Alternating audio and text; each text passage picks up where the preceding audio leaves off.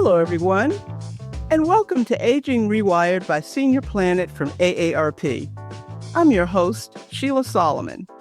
In our final episode of Season 2, we're talking with Tracy McCubbin about a perennial topic of fascination, decluttering. Tracy's the CEO and founder of Declutterify, a California-based business that assists people with decluttering and downsizing. She's also the author of 2 best-selling books, Making Space, Clutter-Free, and Make Space for Happiness.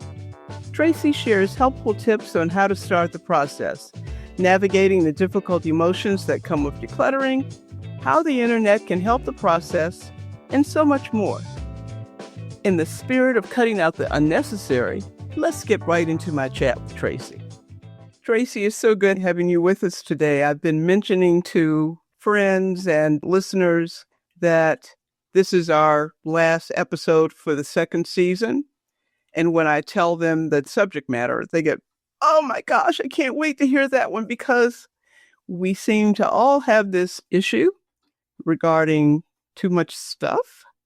And my office, I think, may even suggest that this is a perfect backdrop for today's conversation. So welcome. Thank you, Sheila. I'm very, very happy to be here.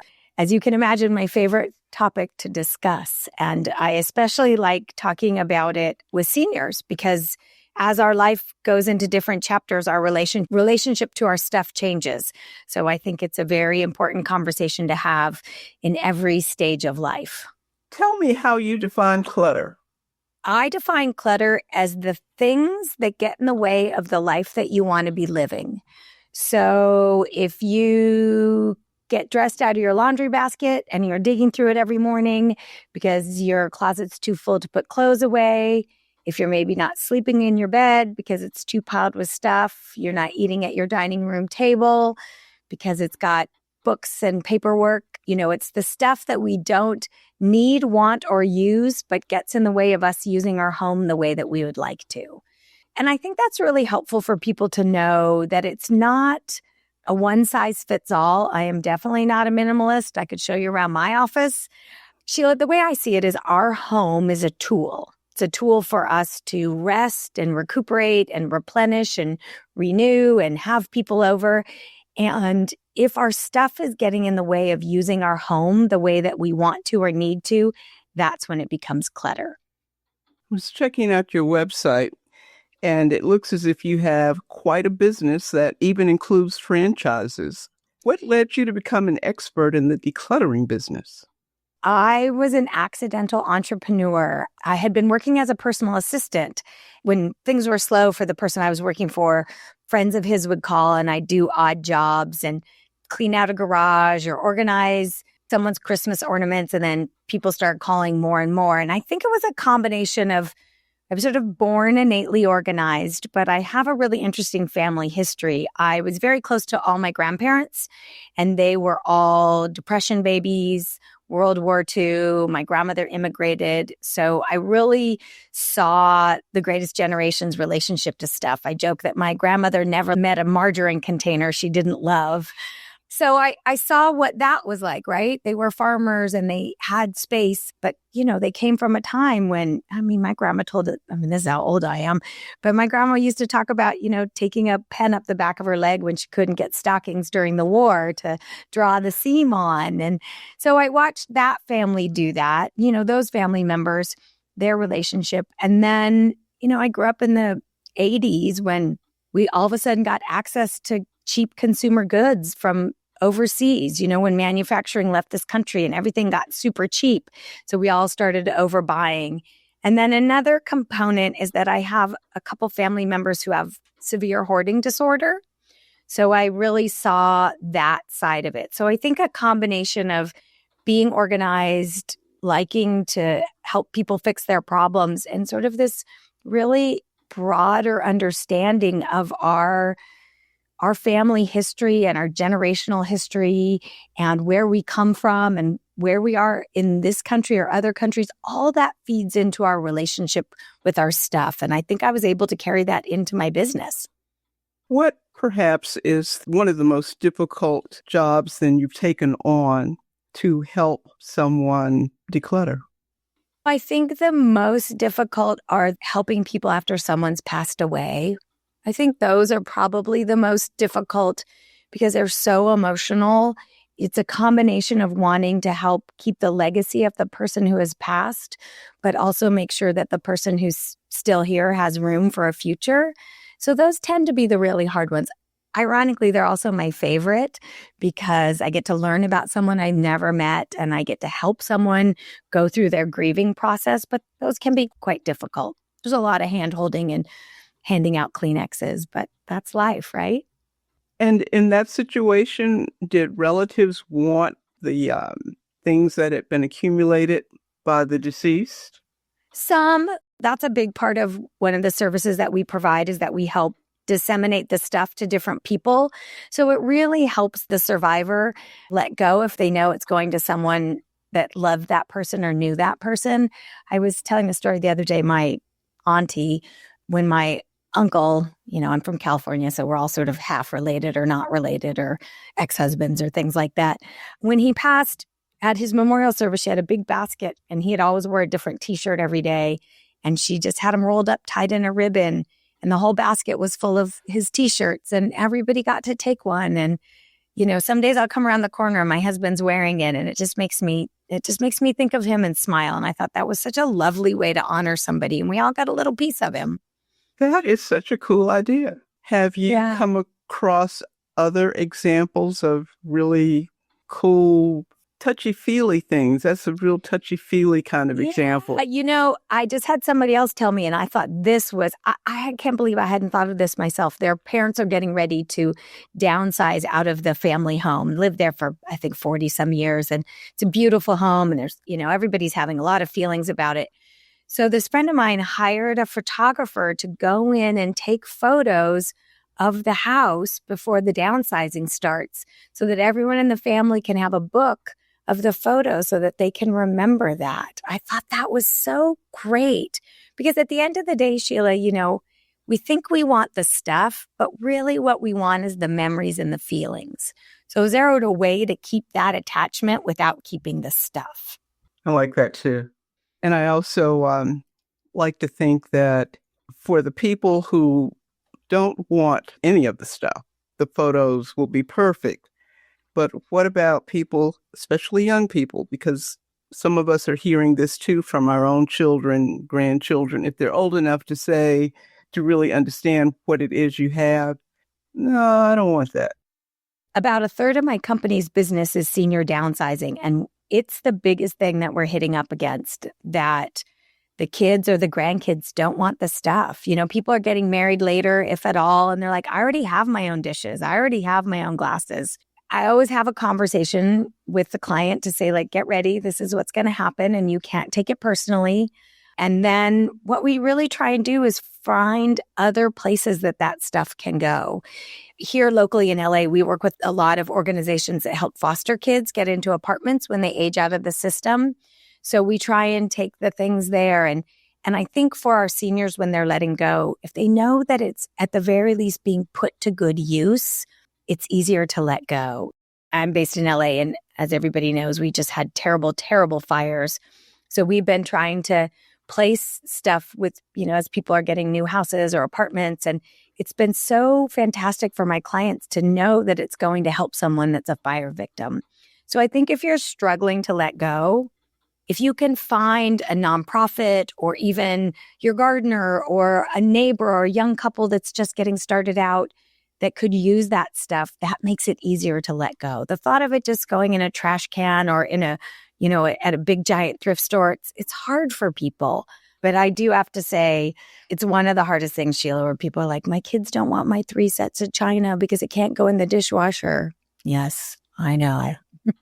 Well, when it's perceived as valuable, or maybe it really is valuable monetarily, or just has this tremendous sentimental value, is it still helpful if the person giving it away believes that someone else is going to love it, or are they still going to be fretful because their own kinfolk or someone who they wanted to have it isn't? And when they are resting in their beds or wherever, they're thinking, oh, I really wanted so-and-so to have this. I want them to enjoy the value of it. I think for the most part, our clients kind of get to that point where they understand, like, I can't force this on anybody. I've seen a few people carry that resentment all the way to the end, and I don't think that's healthy. I think really when people understand that somebody is going to use it and love it, that helps a lot. I also have been seeing a big trend, and I'm such a huge supporter of this, that my senior clients are starting to give stuff away before they're at their final days or they're gone. I had a client recently who went through all of her jewelry, and she just wasn't wearing jewelry like she used to. Her life was very different. So she gave it to her nieces and her grandnieces and her granddaughters before she passed. And she said nothing made her happier than going out to lunch and seeing her granddaughter wearing that necklace. And I think that that's a really powerful thing for someone to do, to give it away now instead of waiting until the will is read, by the lawyer in the office. But to see someone interacting with that thing, it really brings people a lot of joy. A local paper in my city just wrote about secondhand stores. How often are you making use of those to deliver some of these items that can't go anywhere else or could certainly benefit someone? We use them a lot. We have a couple. Habitat for Humanity runs an amazing store for household goods, so we donate there a lot. National Council of Jewish Women. We have some smaller nonprofits. We definitely utilize those. And I think if someone's looking to find a place like that to donate, maybe find something that aligns with your values and your principles. And for me, like Habitat for Humanity and being able to build houses, we love giving there. So I think that's really helpful for people. There's also a great trend that's happening with the youngins, the youths, as we like to call them, that they are buying secondhand. They're not buying new clothes, and they're not buying new furniture, and they're not buying new plates. And they're really aware of the cost to this planet of all these disposable items. So I think that's really great. So we do try and donate things or give things to places where they can get recycled back into the community. And what about consignment stores? Yeah, it's not my favorite. Takes things a long time to sell, and they don't really go for as much money. Also for our situation, because most of the time when people call us, they're kind of under a timeline. The house has been sold. They're moving into their senior living. We don't really have the luxury of things sitting for a long time, but if you have a good one and you can get a couple bucks, why not? So in some instances, then it sounds as if you are meeting up with people after a time when there's almost no choice. I'm sure you've discussed this on here.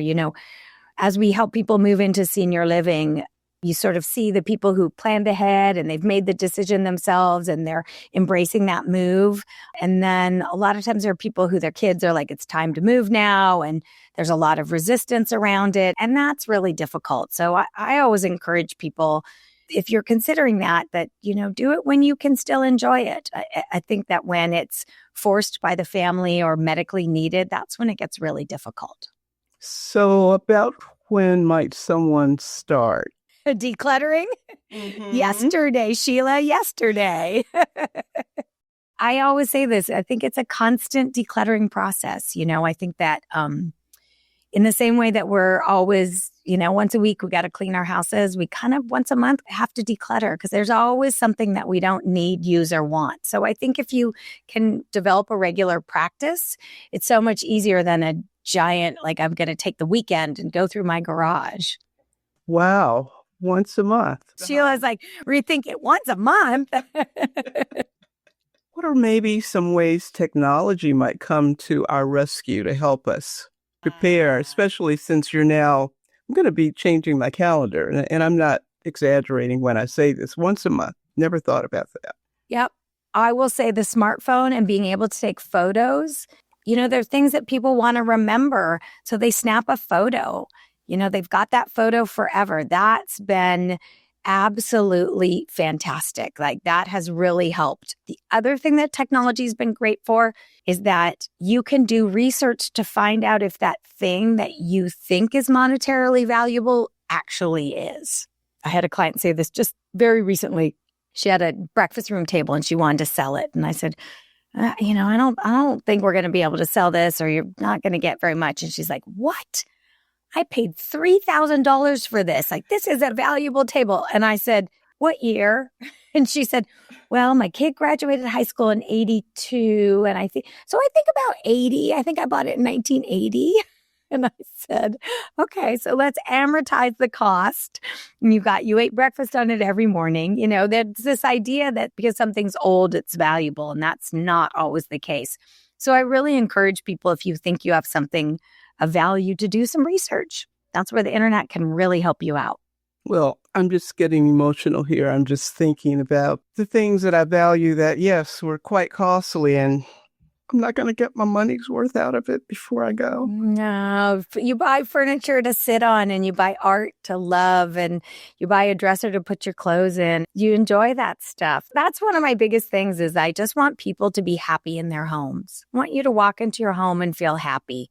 What's interesting about that is the measure of how much stuff you have is different from everybody. You know, and so I'm never like, oh, you can only have 30 books and 2 pairs of shoes. You know, it's what makes you happy. But I don't want your stuff being a hindrance to either being safe, if you're aging in place, if you find yourself moving stuff back and forth all the time. So this is a great question for people to ask themselves. Do you feel like you own your stuff, or does your stuff own you? It's a really good way to look at when it goes from being belongings to becoming clutter. I would want something like that on my checklist. We're going to take a quick break from Tracy's interview to dive a little deeper into the topic of Facebook Marketplace and other online resale shops. As we were preparing for this episode, the Aging Rewired team put out a call for stories about reselling unwanted items online to help with the decluttering process. What we heard back surprised us. Overwhelmingly, people reported having no luck on these sites, saying they are far more work than they're worth. For the most part, people ended up donating their items instead of selling them. One responder, Vicky, shared this. Some days, instead of trying to sell it, I just want to pay someone to take it. Some of our listeners may find that sentiment relatable.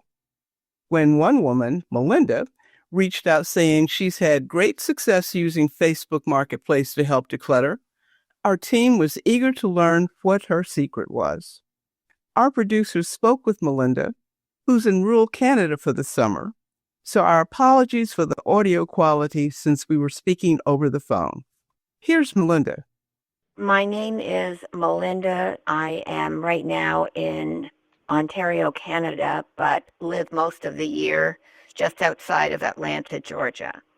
We decided to downsize because we had a big house and it had a lot of stairs. My husband and I are both in good health. I'm 71, he is 77, but I was trying to be proactive in thinking about the future. So we decided to move to a house that is all on one level. And it turned out that most homes that are all on one level were much smaller, which was good because that's what we wanted. We didn't need all this stuff.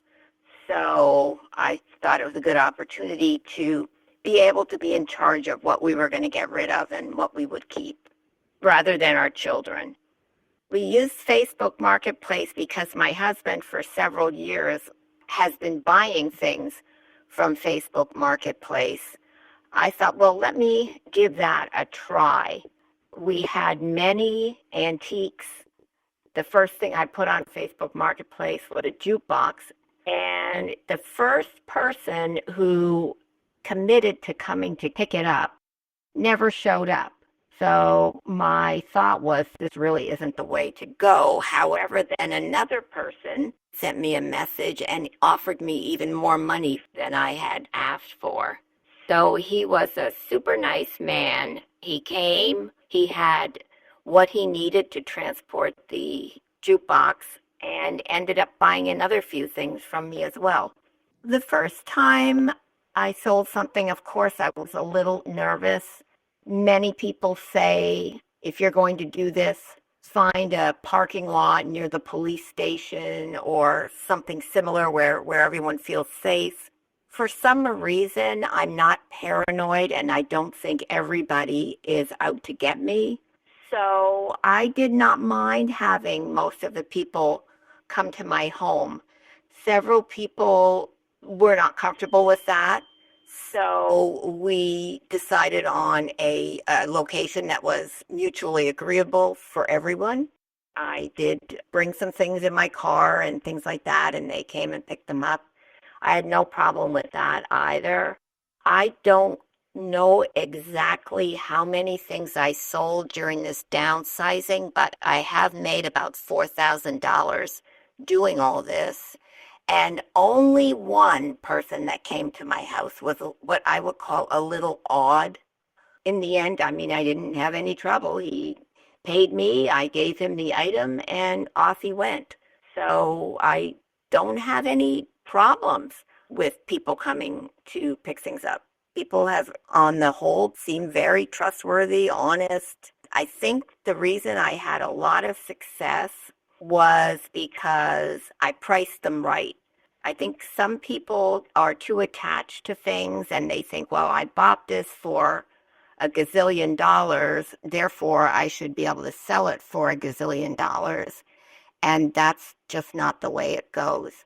I had an old antique barber chair from the turn of the century. That was probably the item that I asked the most for on Facebook Marketplace. I had it priced at $800 based on other barber's chairs I saw on Marketplace. In the end, I had to take $500 for it, but I was still happy. And I just felt most of my things were going to people that really wanted them. I felt the things were going to people that would appreciate them and enjoy them like I had enjoyed them for so many years. But I mean, Marketplace was phenomenal. Some things I would put them on the site and within 2 minutes, I'd have a response. In fact, I had a barber's pole that went with my barber's chair. It wasn't old. I bought it for about $25, nothing exciting about it.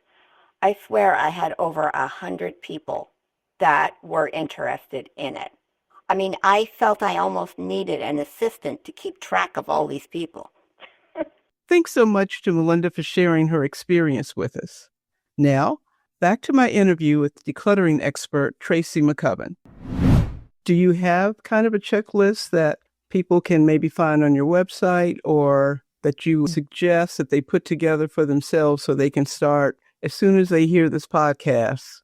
Yes, we have a fantastic sheet of 5 questions that you can ask yourself about anything in your house to see if it'll stay or if it'll go. And they can go and get on the website. So I'll make sure you guys have the link so you can put that in the show notes. It's fantastic. It's 5 questions.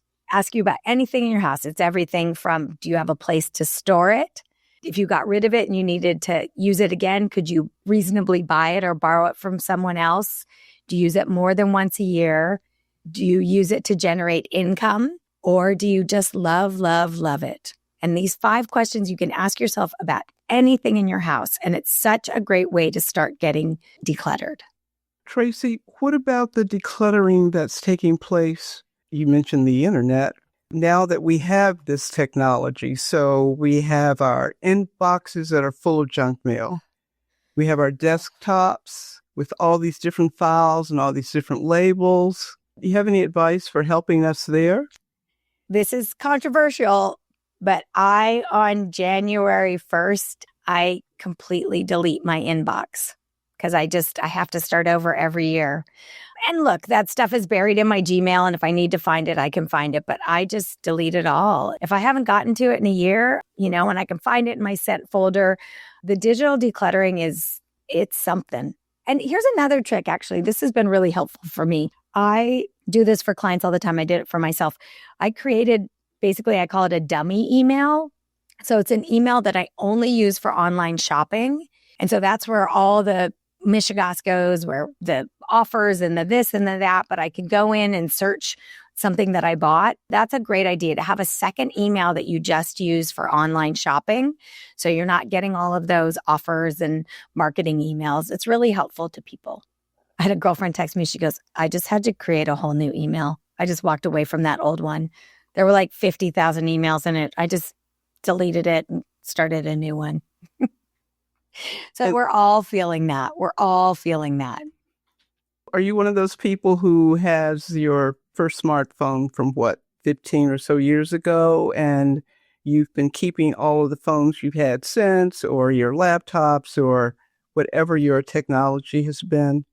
No, ma'am. I am pretty quick to get rid of that stuff. Now, I will tell people I'm quite lucky. My husband is very technical, so he makes sure everything's wiped. That's the most important thing. That's what I think keeps a lot of people from decluttering technology, is that they are worried about their information getting out there. So, if there's someone that can help you make sure it's wiped, all the data's wiped, then it gets easier. I have nieces and nephews, so sort of I pass my old phones to them. And when people have lots of old technology, that's their biggest worry, that they don't want their data getting out there.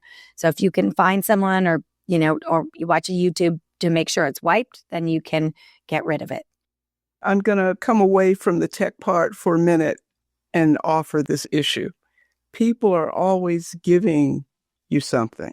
They think you're so sweet, or they want to thank you, and they don't want to take you out for a meal, perhaps. They really want to give you something that they think you're going to hold on to, and every time you look at it, you're going to remember them. So I have a lot of opinions about this. I remember years ago reading something that Deepak Chopra said about gifting, that the act of the giving is the gift, right? So if you go to someone's house and you bring a single rose or a plate of cookies, that's just as valuable as a $200 candle, that it's the act of giving. And I think that when people give you something without finding out if you really want it, need it, or can use it, that's really about them, right? That they're not tuning into what you need or want. So they're giving you something because maybe they like to shop or they wanted it. That exchange is less about acknowledging their gratitude, but participating in consumerism. So I'm really a big fan of asking people what they want, saying, hey, Sheila, I really appreciate that the favor you did for me the other day. I would love to thank you somehow. Is there anything you need? Or, I don't know if anybody's been to the grocery store lately, but I'll take a Trader Joe's gift card. The grocery store is breathtaking right now. So really, when you're thinking of gifting, really tune in to, does that person need it?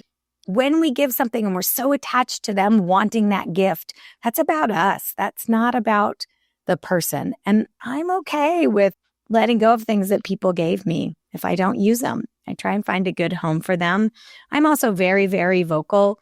I don't need anything. I'd rather take a walk or have a cup of tea, or, I'd rather spend time than have you get me something. So I think it's about communicating, and there are going to be some people that are not going to hear it, and you just have to smile and accept it and tuck it in a drawer or declutter it. And Tracy, something else I just thought of, since this is partly a business for you, are there places, I'm thinking of churches, for example, that might have particular items that they would love to have in their giveaway closets? And you have a list of these places, and you know what they may be looking for. Maybe in their community, there are a lot of small children who need something. And, some of us are still holding on to our children's baby clothes. This is where I love community, that you start to ask around. We have a church not far from us, from where our warehouse is, that really helps new immigrant families. So we call them all the time. But again, that circles back to this idea of, if you find a place that's looking for that thing that you have and it's going to be used, it's so much easier to let go. So I think churches are a great place. I think your community, ask your neighbors, ask your gardener. I think we're getting back to this more about leaning into community and helping community. There's also these really great, they're called Buy Nothing groups, and they're mostly on Facebook, and they're local community groups where people don't sell anything. For example, we got a bunch of brand new 3-inch, 3-ring binders, black binders. And I was like, these are fantastic. It was the start of the school year. We threw them up there and we had like 4 different teachers come and get them for free, which just made us so happy. So those buy nothing groups are pretty great. I just want to make sure people stay safe, Don't let anybody come to your house late at night and things like that. But the buy nothing groups are pretty great. I think churches are great. Synagogues are great. Senior community centers, kind of watch. They'll do drives for different things. But yeah, I think that if you can find a specific place for it, it's going to get used. What's a good first step? Not only for decluttering, so that'd be a start, but even after that, because a lot of us think about it. To me, that's the first step. Yeah. So I always tell people the first step in this journey is, what's your goal? Is your goal that you want to age in place? My grandma always said she wanted to leave her house feet first, and she did. She didn't want to go anywhere else. So do you want to age in place? Are you thinking about downsizing? Once you get the goal for your home, then you can start to figure out your plan. Okay, I'm thinking about in the next 2 years, I want to move to a smaller place, or I want to move closer to my grandkids. Well, to do that, I've got to get the house ready to sell. So to do that, I've got to clear out the clutter. So let me start with that guest bedroom I haven't been in a couple of years. Let me set a couple hours aside a week to tackle it, right? Once you know what your goal is, then you can work backwards and make your work plan. I also tell people to start small. Rome was not cluttered in a day. You're not going to get it done overnight. Start smaller, understand your time limits, your stamina. Maybe you only have an hour a day to do it. Maybe you only have an hour a week. Maybe you need help. Maybe you need to hire a professional organizer to come in, or, a kid in the neighborhood to do the heavy lifting. I don't love suggesting parents and children, even if they're grown children. I think sometimes that gets that can bring up some old stuff. But, do you have someone in your life who's really good at decluttering that can come and help you?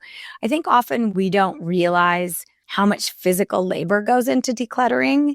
And that's where people get stuck, right? They think, oh, I can do this. And then they start and like, oh, I'm exhausted. So maybe you need a little bit of physical help. Like I said, some strong neighborhood kid to come and haul the boxes out. So I think it's really, what's your goal for you in your house? And then how can the decluttering and organizing process get you there? So when someone hires you to come in and do that with them, how long might that take? Is there an average time? I mean, I know people live different size homes. Yeah, I would probably say somebody's been in their home for more than 20 years and they want to do the house top to bottom, probably 5 days. We've had other ones that take months, but I think if you hired a good professional organizer, I think you could think 5 to 7 days. It can be a big project. Tracy, how can our listeners find you? Well, they can find me at Tracy McCubbin, MCCUBBIN.com. If everybody's on Instagram, I'm at Tracy McCubbin. I'm also at Tracy McCubbin on Facebook. Those are the best places to find me. If they want to read about their emotional attachment to their stuff, my first book is called Making Space Clutter-Free. It's available at almost every public library. If you have an Audible account, you can download it for free. And I'll love to give you guys the link so that people can go and download the checklist of the should it stay or should it go questions. And what might you want to add that I haven't thought to ask about? I really want people to focus on the idea that it's not the stuff that we want. It's that we want the connection to people that have passed or we don't see as much anymore, or our memories from the past, that it's that connection. And if you're hanging on to a lot of things to try and find that connection, maybe there's something, maybe you're not getting that enough in your life. So can you go and volunteer, or can you join a bridge club, or can you do something to get that connection with other people back? We had a client, the daughter actually called, and it was right after COVID. And the mom had been, I think she was probably in her mid to late 70s. And she had been shopping like crazy, just a room full of things she'd been buying. And as I was talking to her, she said, I retired from my job, which was really social. And then COVID hit. So I wasn't going to church in person anymore. And then I quit going to my bridge group and I just started shopping. She was really quickly able to draw the correlation that the shopping was fulfilling the social that she was missing. And I said, well, do you feel comfortable going back to church in person? And she said, I do. And I said, well, maybe start this weekend. And I said, and what about playing bridge? And her husband yelled from the other room, there's a game at 4:00 today. I'll drive you. And she got back playing bridge and she got back connecting and the shopping stopped. So I think if somebody's really listening out there and they're really hanging on to stuff or they're really over shopping, are you feeling a little lonely? Are you feeling a little disconnected? Is there a place that you can get that? And kind of, that's really what we all want more than the stuff. That makes me think of something else. Cleaning clothes before you donate them, or your furniture, or whatever it is it may be. Are there certain ways that your items should be treated? I'm a big proponent of this. Like, I don't believe in donating stained and ripped clothes. I think that if someone is in a position where they are having to, get donations of clothing or furniture, they deserve to have, clothes that you would wear. I really, I hear a lot of people say, well, they're poor and they should be lucky that they get anything. And I do not subscribe to that. I believe that there's dignity in giving. So yeah, make sure the clothes are clean and folded nicely and don't take a trash bag. If you can fold it nicely. And there's a lot of honor in being of service to other people. And if you give from that point of view, it's going to be received in that way. Thanks so much to Tracy for joining us and sharing her valuable knowledge. In the show notes, you can find links to Tracy's website, her books, her decluttering checklist, as well as a quiz where you can find out what your clutter block is. Aging Rewired is a podcast by Senior Planet from AARP. To take one of Senior Planet's free online classes, visit seniorplanet.org or call our toll-free hotline at 888-713-3495. That's all for our second season. Please make sure to like, subscribe, and share this podcast with your friends and family. Until next time, I'm Sheila Solomon, and this is Aging Rewired.